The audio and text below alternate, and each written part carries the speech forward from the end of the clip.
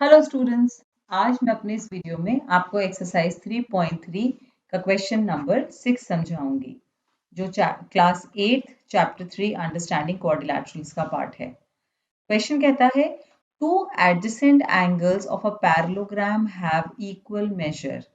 उनके measures equal हैं। Find the measures of each of the angles of the parallelogram. आपको parallelogram के सारे एंगल्स का मेजर ढूंढना है।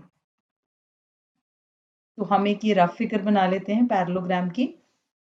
क्योंकि बात एडजेसेंट एंगल्स की हो रही है तो हम प्रॉपर्टी भी एडजेसेंट एंगल्स की यूज करेंगे कि adjacent angles in a parallelogram are supplementary. आइए शुरू करते हैं। अगर हम कोई भी दो एंगल्स को एडजेसेंट उठा लें, जैसे वर्टेक्स ए और बी एडजेसेंट एंगल्स जो फॉर्म करेंगे, क्योंकि हमारे वर्टेक्स ए और बी पे एंगल ए और एंगल बी फॉर्म हो रहे हैं। तो अगर इन दोनों एंगल्स का मेजर इक्वल है तो मान लीजिए कि वो x है।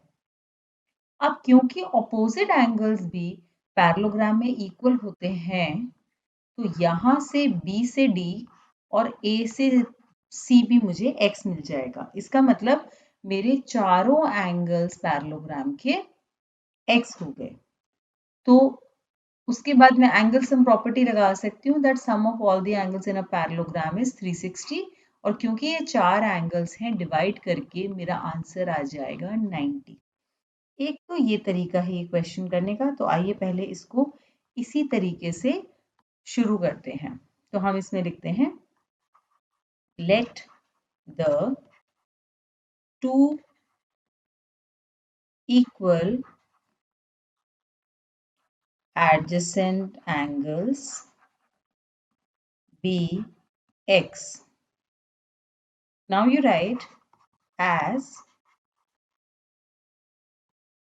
opposite angles in a parallelogram are equal, hence each angle is equal to x. सारे एंगल x के इक्वल आ गए। अगर आप बना के देखना चाहते हैं अपनी क्लैरिटी के लिए, आप ए बी सी डी बना लीजिए। यहाँ पे दो एडजेसेंट एंगल्स को x मान लीजिए और ऑपोजिट एंगल्स भी उसके x हो गए। Hence each angle is x। अब हम एंगल सम प्रॉपर्टी लगाते हैं। सो x plus x plus x plus x, इसका मतलब है angle A plus B plus C plus D is 360 degree. तो क्योंकि सारे के सारे एंगल x हैं तो हमने सबको लिख दिया equals to 360 degree. Reason is sum of angles in a quadrilateral. आप पैरेललोग्राम लिखिए या क्वाड्रिलैटरल लिखिए, दोनों ठीक हैं क्योंकि पैरेललोग्राम एक स्पेशल क्वाड्रिलैटरल है। और अगर कोई फोर साइडेड क्लोज्ड फिगर है तो उसका एंगल सम 360 होता है। इसको 4 बार ऐड किया तो 4x and then we divide this. So 360 divided by 4, 90 degree each. तो सारे एंगल आपके 90 डिग्री हो गए। इसमें एक एक्स्ट्रा क्वेश्चन भी हो सकता है कि after finding the angles of the parallelogram name it, name the special parallelogram. तो उसके अंदर क्योंकि इसके सारे एंगल 90 बन गए हैं तो ये पैरेललोग्राम एक स्पेशल पैरेललोग्राम हो गया विच इज अ रेक्टेंगल। तो इसका आंसर आ जाएगा रेक्टेंगल, अगर वो आपसे नाम भी पूछता है।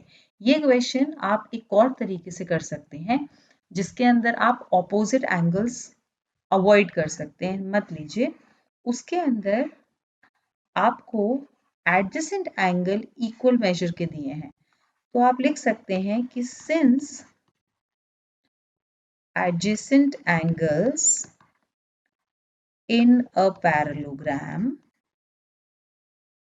are supplementary, कोई भी एडजेसेंट एंगल दे दे वो आपको ये पता है कि उसका सम सप्लीमेंट्री होता है और ये दोनों एंगल्स इक्वल हैं, so this equals to 180 degree.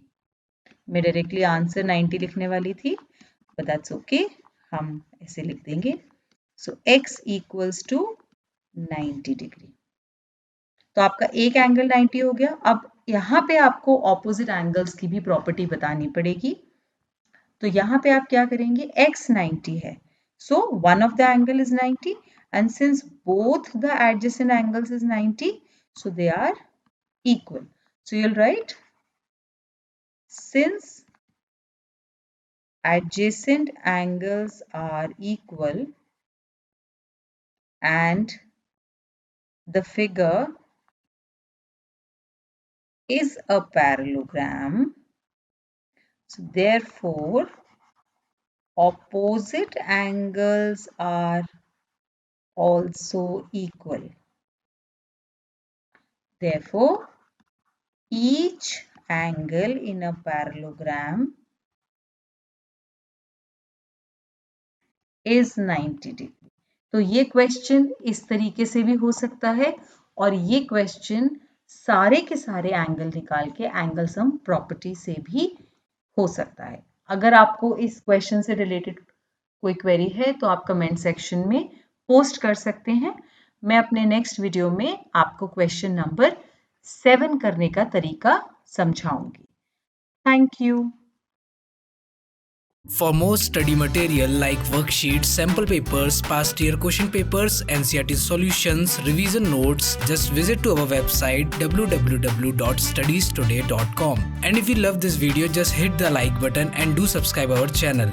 Follow us on Facebook, Instagram and LinkedIn. Links are in the description.